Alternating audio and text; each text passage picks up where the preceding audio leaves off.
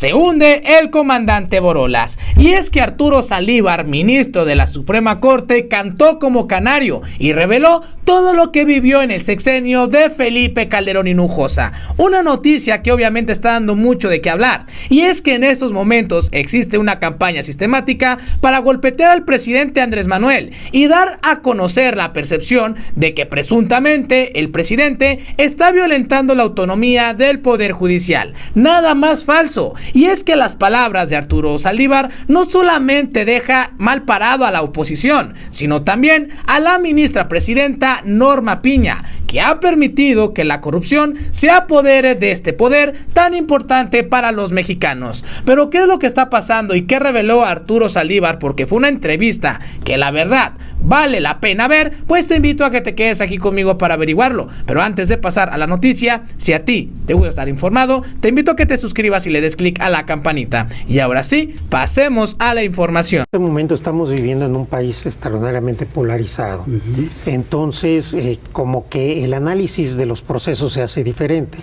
Pero ciertamente hubo muchas décadas en donde el poder político, el poder económico, el poder mediático y el poder judicial caminaban del mismo lado. Exacto. Entonces no había este debate de si el Poder Judicial es independiente, no es independiente, porque los actores políticos y mediáticos no generaban ese debate, porque realmente había, pues digamos, una identidad política hacia donde se quería ir.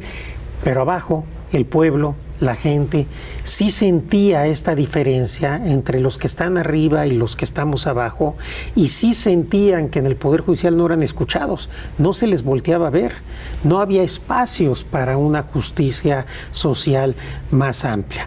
Y creo que esto era una realidad.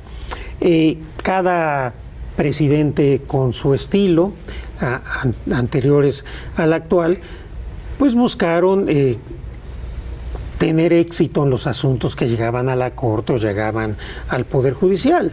Y hoy se habla mucho de que el presidente López Obrador es un presidente que no respeta la independencia, porque es muy crítico, digamos, en sus mañaneras en relación con el Poder Judicial, cosa que no es de ahora, así ha venido siendo desde que llegó. Pero poco se dice de lo que implicaba, por ejemplo, un presidente como Felipe Calderón, que amenazaba, que intimidaba, que ordenaba que no se respetaran los derechos humanos, que fabricaba culpables, y un sexenio donde de manera reiterada se violaban los derechos humanos de todas las personas, y hoy viene a hablar de Estado de Derecho. Eso verdaderamente me llama mucho la atención, y me llama más la atención que nadie repare sobre eso. Sí, claro. ¿A ti te amenazó directamente? Por supuesto. A mí me amenazó el régimen de Calderón. Hay una experiencia directamente con la Secretaría de Seguridad al mando de Genaro García Luna. Efectivamente, yo tuve dos momentos, digamos, complicados con el presidente Calderón. El primero fue cuando se dio el asunto de la guardería ABC, que yo presenté un proyecto responsabilizando a altos funcionarios de su gobierno, del gobierno del Estado y del municipio donde había ocurrido esto. Obviamente hubo una operación de Estado en la Corte para que este asunto no pasara. Solo votamos a favor de mi proyecto Juan Silva Mesa, Olga Sánchez Cordero y yo. Y ahí hubo un enfrentamiento fuerte con el secretario de Gobernación, Fernando Gómez Mon, y una operación mediática muy, muy fuerte. En esa reunión, en esa sesión de la Corte, hubo algunos ministros que leyeron como su dictamen los documentos, los memorandan que nos habían ido a llevar las autoridades. ¿De veras? Sí. Y obviamente que si ustedes ven esas sesiones, se dan cuenta cómo la Corte en ese momento operó para generar una impunidad en ese asunto. O sea, de la Secretaría de Gobernación les llevaron. No, estaba todo el gabinete. Todo el gabinete estaba en la Corte, el secretario de Comunicaciones, que antes había sido director del IMSS, el consejero jurídico, todo el gabinete. La Corte estuvo ahí prácticamente tomada por el gabinete y por todo. Y después viene el caso de Florence Cassé, este montaje que hoy es evidente. en el cual a mí me tocó ser ponente, y ahí sí fueron subiendo de nivel las amenazas. Todos los días se hablaba en mi oficina, se amenazaba de manera muy concreta.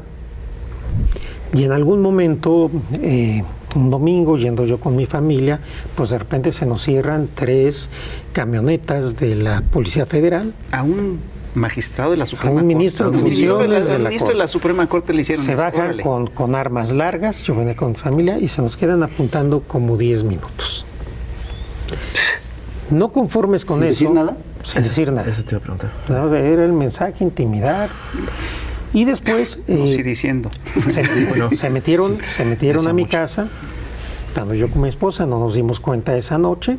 Se robaron todo lo que tenía que ver con mi computadora, mis unidades USB, mi disco de respaldo. Supongo que buscando algo que obviamente no iban a encontrar.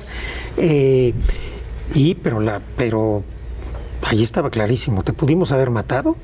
Nos metimos a tu casa, nos robamos lo que quisimos. Esto a un ministro en funciones Es una barbaridad.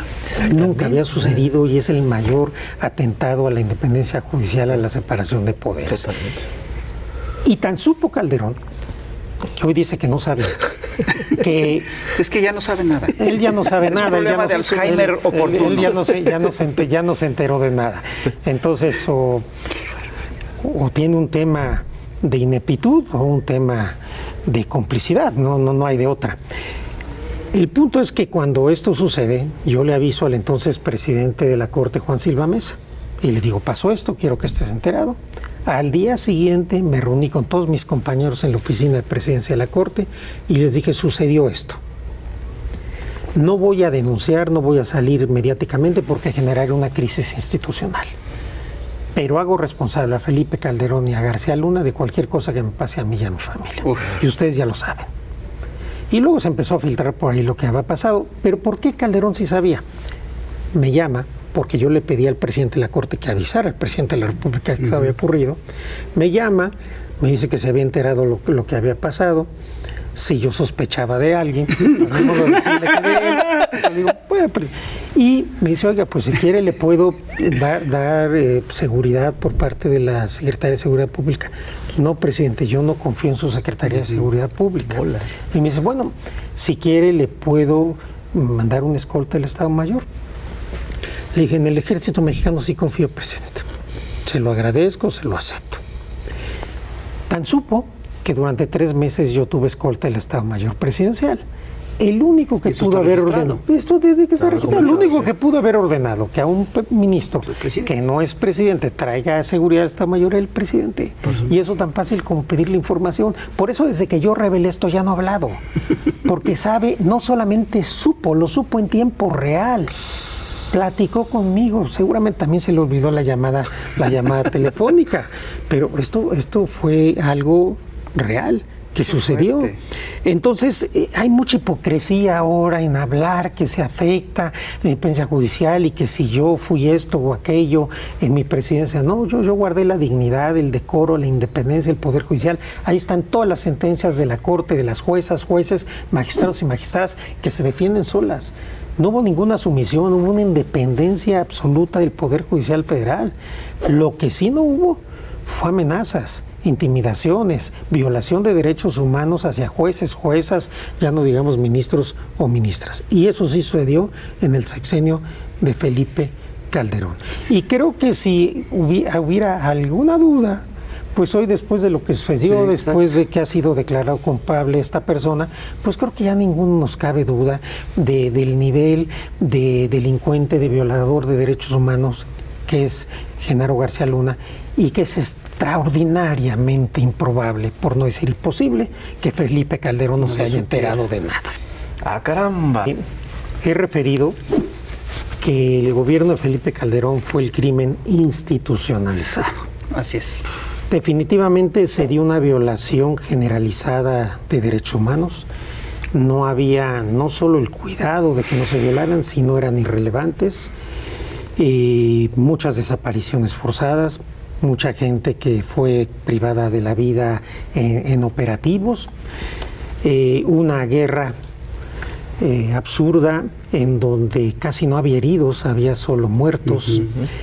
donde tenían un testigo protegido, secreto o anónimo, que había estado en todos los asuntos de todos los carteles, y en la misma persona, que no sé al final si existía o no, era el testigo que estaba en todos los juicios. Pero también una cosa, esto no hubiera sido posible si no hubiera habido sentencias del Poder Judicial que avaló esas violaciones a los derechos humanos. Por eso cuando yo llego de ministro, trato de empezar a hacer diferencia para generar criterios distintos. Y a partir de ahí es que empezamos a tener un debido proceso en México y empezamos a tener resoluciones de la Corte y de los jueces garantistas que protegen a las personas de estas fabricaciones, de la tortura, de tanta injusticia, porque nuestro sistema penal es profundamente injusto. Hay miles de personas inocentes en la cárcel y la mayoría de ellas son pobres. Y cuando se trata de mujeres es todavía más crítico, más lamentable, más triste, porque tenemos un proceso penal y un sistema carcelario muy descompuesto. Tenemos que hacer muchos esfuerzos para tratar de revertirlo, pero creo que particularmente en esa administración se hizo un daño tremendo a la justicia, al Estado de Derecho, a la vida, a la dignidad de millones de personas en México.